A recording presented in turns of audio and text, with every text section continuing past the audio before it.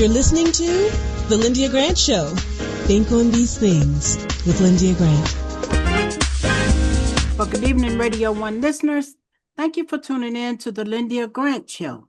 It is Friday. We're always excited to be here with you on Fridays. 16 years now. We are having our Black History Month show this week. Sylvia White Cyrus from Asala talking about what's going on with that. But let's go to, as our second guest, but let's go to Dr. Julian and let her talk for the next 10 or 12 minutes about what's going on in politics and economy. I like to say economy, Dr. J. Absolutely. And thank you, Lyndia. And it is Black History Month, and I'm excited about it. It's 100 years. I know Sylvia will talk about this a lot more, but it's 100 years since Carter G. Woodson, Dr. Carter G. Woodson, second African American to receive a PhD from Harvard in history. It's been 100 years since he founded Negro History Week. So it was Negro History Week. It became Black History Month. And like I like to tell people, I don't know if your grandmother said if you give them an inch, they'll take a mile. Yes. And I say, if you give us a week, we're going to take a month. And if you're going to give us a month, we're going to be with you all year. Because I think that Black History Month is a 24/7, 365, 24/7 experience. But anyway, it is Black History Month. Why is it significant? Several states, of course, this president, as of Tuesday, has not issued a proclamation. Gerald Ford was the first president to issue a Black History Month proclamation in 1976. Every president since then has issued a proclamation. In fact, that one issued one last year in 2025 and had a reception at the White House, the house that enslaved people built. But so far as of 7 p.m. on Tuesday, nothing has been issued. Now, he might do like what he did for Dr. King's birthday and wait till the last minute. He might wait till February 28th or something. But as of now, usually presidents issue these on February 1st or the week before. This is not happening. So we know that there is hostility towards DEI. We know that several states have bans on DEI, and not in addition to the feds, that schools are scrubbing their textbooks and their libraries, and corporations are retreating.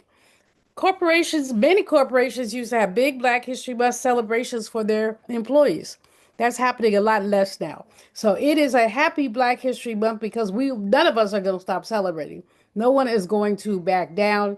But this president's hostility towards African American people is palpable, and we know it. So let's talk a bit about Black journalists under the gun. Let's look at it from a historical perspective as well as now.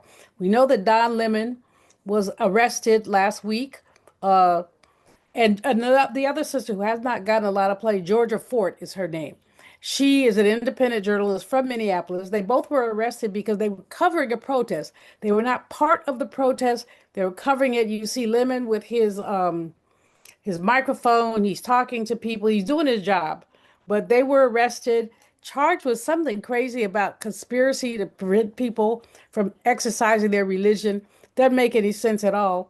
But in any case, again, this is important, not just because it happened. Don Lemon has money. I'm not dismissing what happened to him.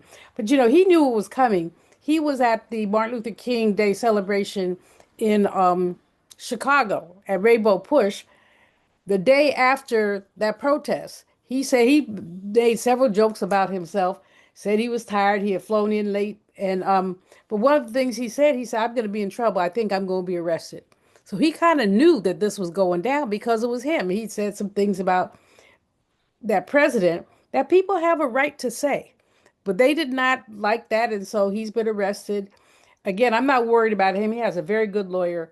But Georgia Ford is an independent journalist. So she doesn't have those same kind of resources. But when we look at what happened to them, we have to go back and look at the fact that the Black press has never been celebrated.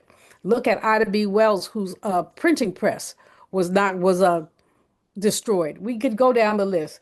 But this is high news. We'll be following it, of course, especially with Don in there, but we'll follow it with others as well. Now, we were girding ourselves for a government shutdown last week. We said we don't know what's going to happen. At Saturday night, 31st, basically government shut down. But we could kind of nobody noticed it because it was Saturday and Sunday. But there was a House vote on Tuesday afternoon, and basically several agencies were continued. Um, let's see, Treasury, Pentagon, Education, they're all funded. Labor, state, they're funded through the end of the fiscal year, which means until the end of October. However, Homeland Security was not refunded. Now, this is kind of interesting because ICE already has their money.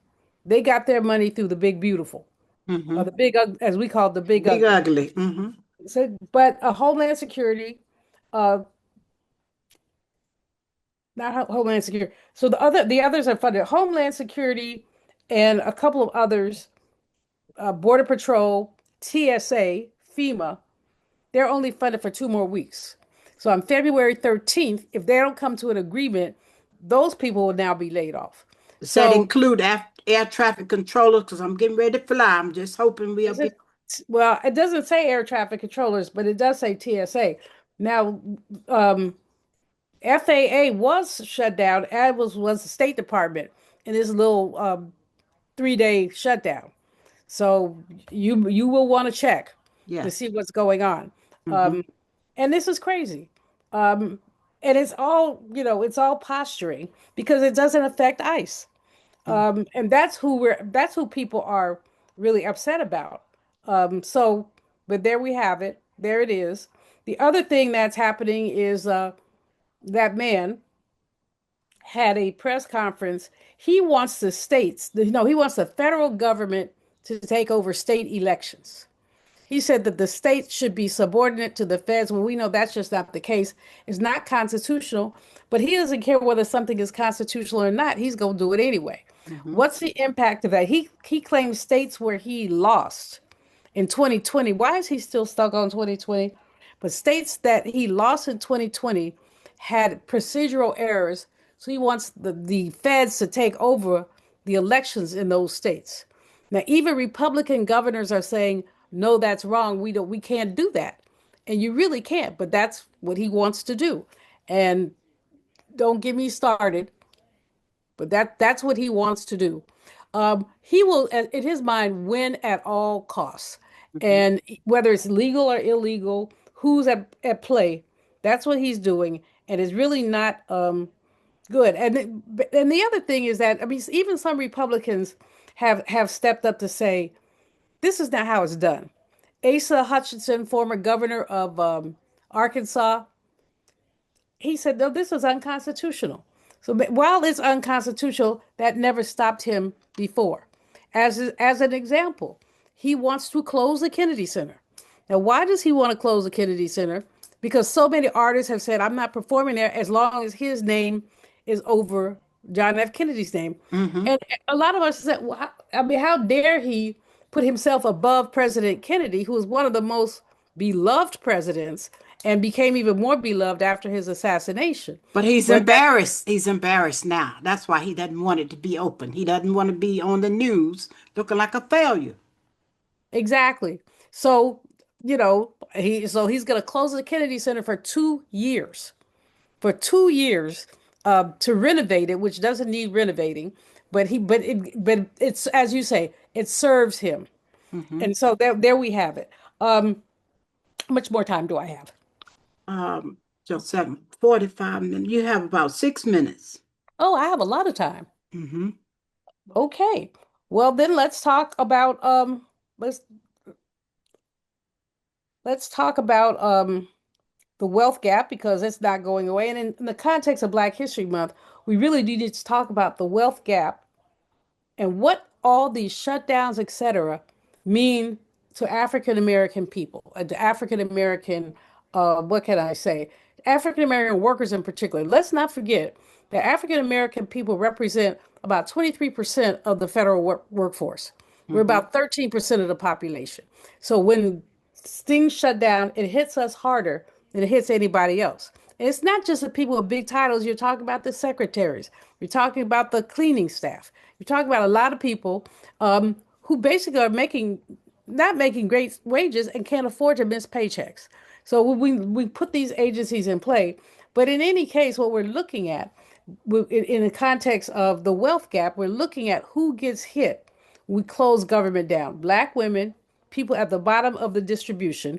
So a lot of people think about Black History Month around poetry. We think about Langston Hughes and others, as we should.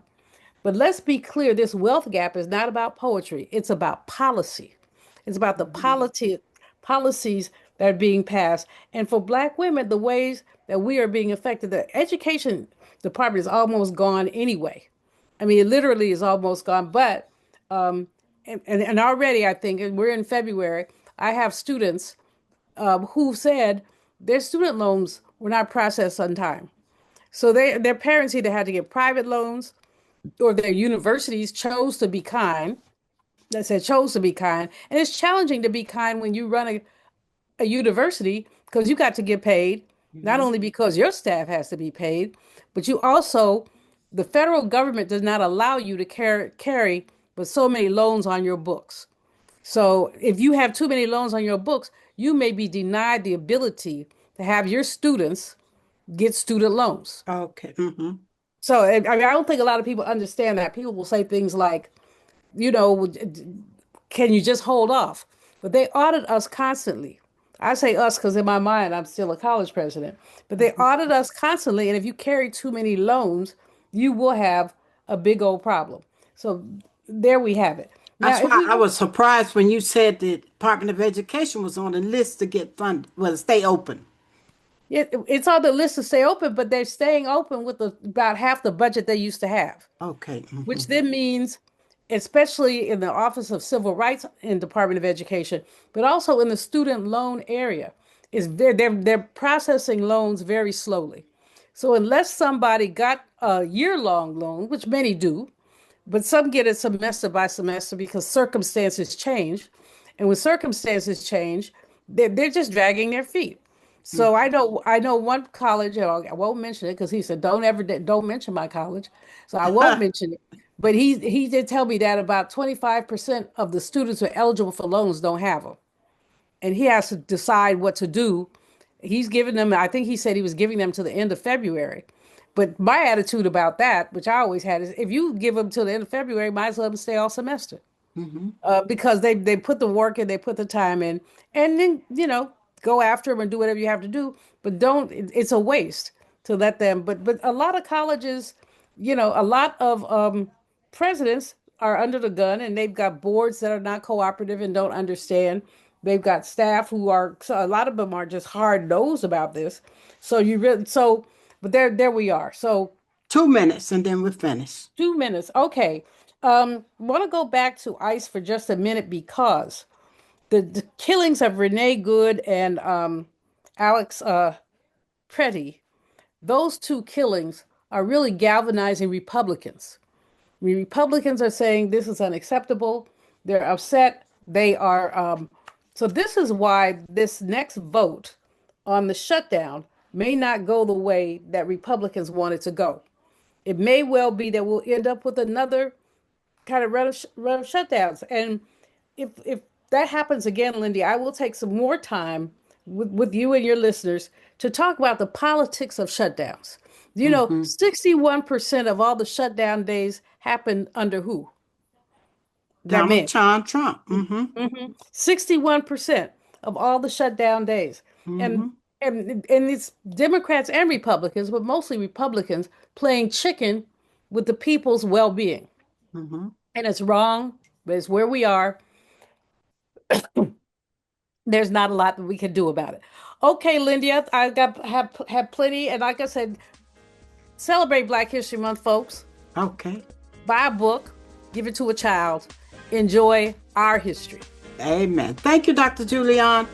All right, we'll talk to you next week. We're going to go to a commercial break, and we'll be back in a moment. If it wasn't for my care coach at MeriHealth, I probably wouldn't be so healthy right now. As a man, you know we don't get checkups or see a doctor regularly anyways. It's probably just a man thing because none of my partners go either. We know we should, but we just don't, and hope it works out. So what changed for you? AmeriHealth assigned me a care coach, somebody that gives one-on-one help, answer questions, explain things, and help set my appointments.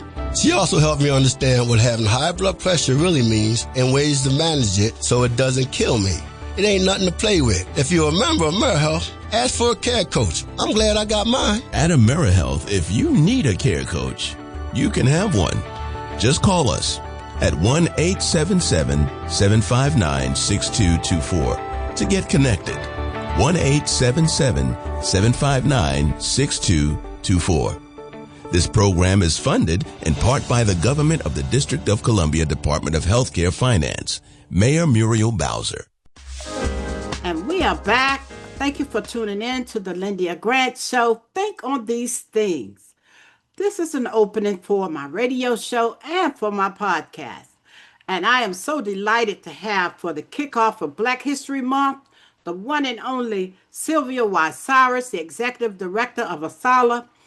I always like to say she sits in the seat. If Dr. Carter G. Woodson was alive, he would be sitting here talking to me today. That's how proud I am of the seat that she holds and has held this seat for 21 years. And she contracted me for a couple of events, and I was so excited about coming and working for ASALA. They had it at Howard University, but I said, let's go to the hotel, Sylvia, and we did. So Sylvia Cyrus, how are you today? And tell us as much as you want to tell us about what's coming up for Black History Month.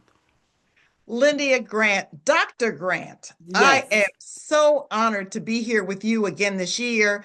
Thank you for having me for, I think as long as you've had this podcast and radio show, you've provided me an opportunity to come here. And I just want to say to your listeners, we are all so proud of you, Lyndia. You have done fantastic. I mean, you are just an inspiration, especially for Black women in this day and time that you came up from North Carolina. You made a way for yourself. Sharecropper, pick cotton. Right. Supported your family, raised your children, helped this community, and have gone on to have such a tremendous impact on so many organizations in this community. So we just want to say we are proud of you, and we are lifting you up this Black History Month as one of the models of what it can mean for one person to make a difference. Amen. Thank you so much for that, Sylvia. That means so much to me. In case you all don't know, before we got this president, I don't think she does it anymore. They would go to the White House and discuss the Black History Month theme. She can correct me if I'm wrong. But the whole country would follow the theme because this is Carter G. Woodson's organization, and I'm so proud. I want Sylvia to tell us what's going on with the Black History Month so that if you haven't heard, you can catch up on it and tell us where we are. Tell us, Sylvia. Well, Lyndia, thank you for this opportunity, because the first thing that I want your listeners to know is that in 1926, Dr. Carter G. Woodson proclaimed Negro History Week. There was no president that he was looking to make that proclamation with him. He started this because it was us, we the people, we the Black people, that had been celebrating Black history even before 1926. So I want you to know that, I've received calls that the current occupant of the White House did not proclaim Black History Month. We don't wait for him.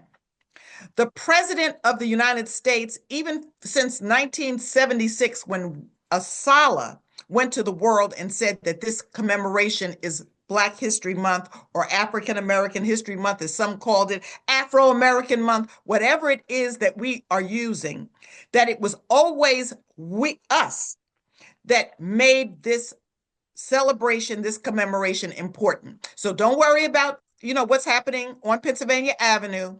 I want your listeners to go out and celebrate, as you can see here, celebrate Black History Month. Dr. Carter G. Woodson is an incredible icon in our history because Dr. Woodson recognized that our scientific study of Black history was going to mean that we as a people would have pride in who we are because we have had so many accomplishments. So as we talk about this year's Black History theme, 100 Years of Black History Commemorations. This is 100 years from when Dr. Woodson started this commemoration. And through the years, we have had many themes. There have been 100 themes since then. Every year, it is ASALH, the Association for the Study of African American Life and History, that names the theme.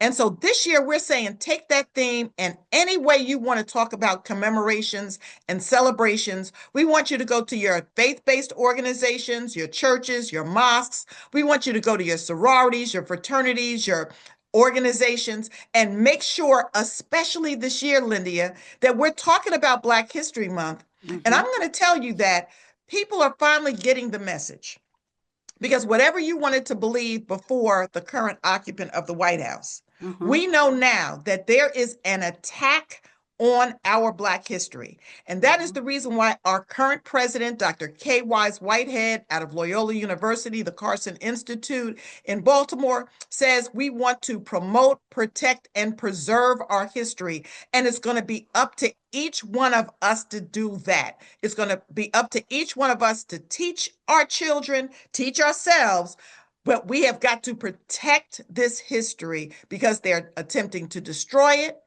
not just change it, but now they just want it gone. Forget about everything we've ever done. Taking down things out of museums. I am shocked. Taking books out of libraries, please. Sylvia, talk to them about it in case they hadn't heard.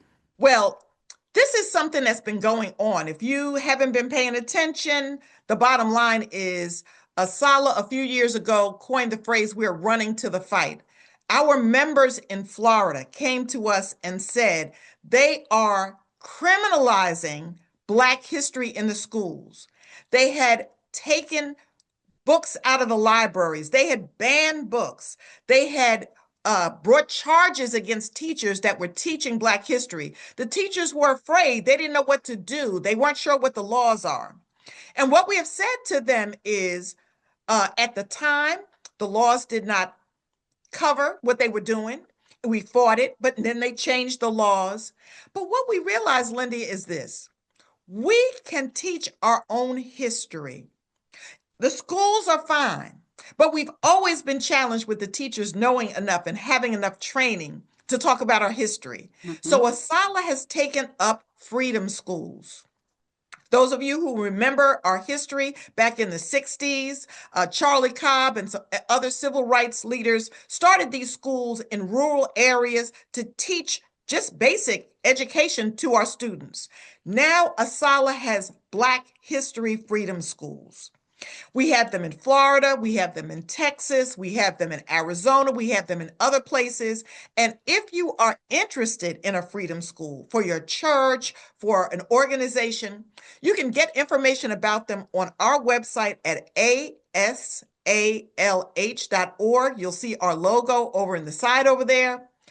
Get in contact with us. We're going to help educate this nation about the great contributions of our people. And there are people in the communities and families of your listeners that we need to write down. We need to record that history. We need to save it.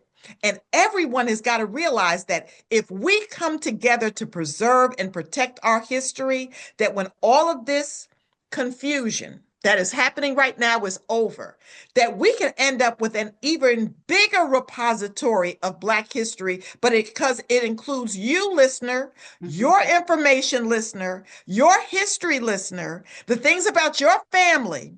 Like in Lyndia Grant's family, they should be recording Lyndia Grant and having her tell her story. We can do this ourselves, because this is not going to, my mother used to say, trouble don't last always. No, indeed. That's right. We're going to go through some times, and we're in a war. There's no doubt about it. And we're going to lose some soldiers. There's no doubt about it. But in the end, we are going to be triumphant, because our history is the history of America. It's the history of this world. And we are to be proud of all the things that Dr. Woodson and scholars all across this nation have been studying, so that we can be proud of ourselves. So we're going to say it's Black History Month, and we certainly want everyone to join us in February, but we should be studying our history every day all 12 months should never go when you are not looking at inventors or educators or those in justice.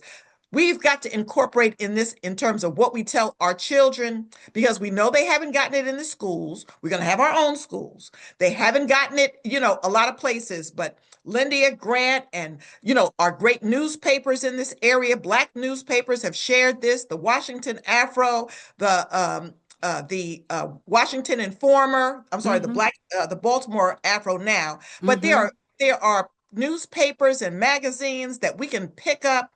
Make sure that you come to ASALH. Join us. We're a membership organization. We have information on our website at asalh.org that is free and open to the public. Go to our YouTube channel called ASALH TV. We have over 300 videos of different aspects of Black history, Black life, Black culture that you can just listen to and get more information about our history. But it's up to us. You can do it, listener. Dial in, come on to the website at asalh.org, go to ASALH TV on our YouTube channel, pick up a book, do a little studying, and I'm going to tell you, you'll be so inspired by who we are as a people that we will persevere. Amen. 100 years of Black history commemorations, and and celebrations. So Sylvia, tell them how your luncheon is sold out, but you also do have the author's book signing. Tell them about that. So this is our 100th anniversary. And I will tell you, Lyndia, we were a little surprised. I'm going to say a little bit more surprised that the tickets for this year's luncheon that I usually come on the show and say, there's a few tickets left. I can tell you that there are no tickets left. We even shut down the wait list because our people are excited about our history now that we know that it's under attack. But even though there are no tickets to the luncheon, we are not leaving anybody out. So if you are in Washington, D.C. on Saturday, February the 28th, we want you to come to the JW Marriott starting at 10 a.m. We are going to have an author's book signing, and we'll have exhibitors there. Authors will come and bring and sign their books. Lyndia has even been there in the past. She sold her book as well. And talk to authors about their products. Now, the ASALH store will be open. If you want to buy some ASALH swag, we're going to have that there for you. We'll have a few exhibitors. And at 11 o'clock, we have a partnership with the United States Postal Service. They are going to unveil the Harriet Powers quilt maker stamp. And Harriet Powers was an African-American woman who did these beautiful quilts.